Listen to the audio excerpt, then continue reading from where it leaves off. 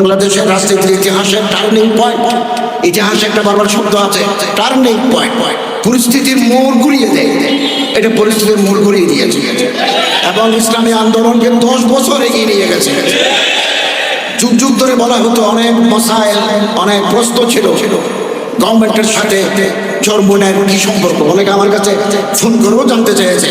আজকে এটা পরিষ্কার হয়ে গেছে, ইসলামী আন্দোলন সরকারের বিটি নয়।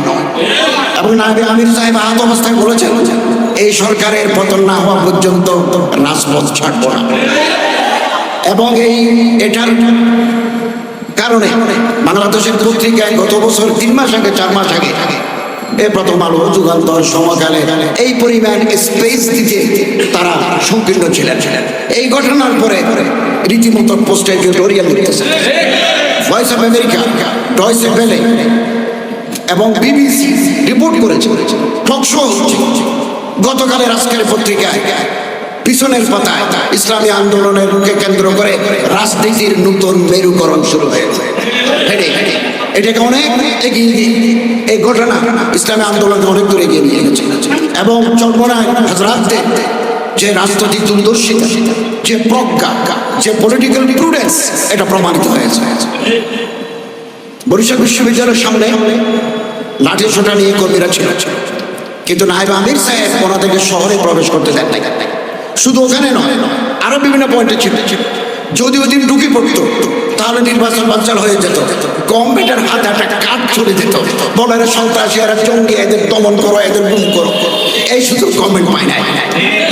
আমাদের সম্মানিত নেতৃবৃন্দ অত্যন্ত বিজ্ঞতার, প্রজ্ঞার, যোগ্যতার পরিচয় দিয়েছে এবং আমাদের সম্মানিত আমির সাহেব পীর সাহেব হযরত পীর সাহেব চরমোনাই, আমি দেখেছি মানব জমিনের সাথে একটা লাইভ সাক্ষাৎকার দিয়েছে, আরো বিভিন্ন পত্রিকার সাথে দিয়েছে।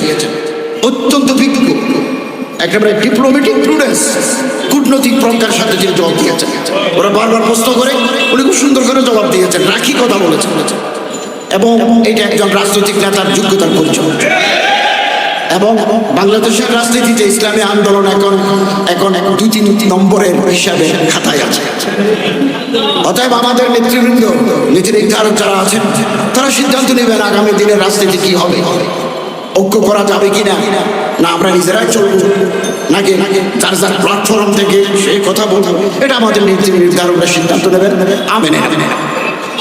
এই 19-20 সাল করোনা, মসজিদে জমা হবে কিনা, পাকিস্তান গভর্নমেন্ট অর্ডার দিল 3 জনে জমা পড়বে অথবা জমা পড়বে না, এই সেই कराची दारुल उलूम तारीख अपने आप को दोहराती है, तारीख अपने आप को दोहराती है, हिस्ट्री रिपीट्स इटसेल्फ।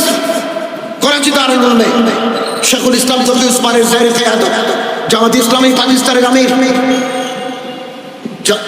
বেরলভি জামাতের আমির মুফতি মুনিব হাসান, শিয়া মাজারপন্থী বিভিন্ন মক্তবে ফিকের লোকেরা করাচি দারুল বসে করারদার তৈরি করলেন এবং পাকিস্তানের প্রেসিডেন্ট ডক্টর আলভির কাছে দিলেন জুমা মসজিদ খোলা রাখতে হবে।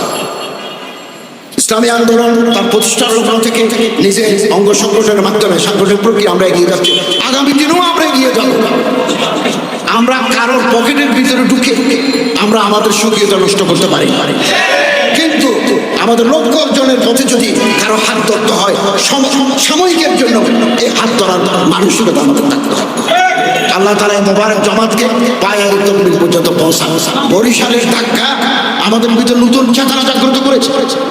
আল্লামা ইকবাল বলেন, খোদা তুঝে কিসি তুফান সে আশরা করতে করতে, ঘূর্ণিঝড় লাগবে, এখন তো একটা খুশি মারছে যে আগামী দিনে শরীর থেকে কল্লা জুদা করে দেবে।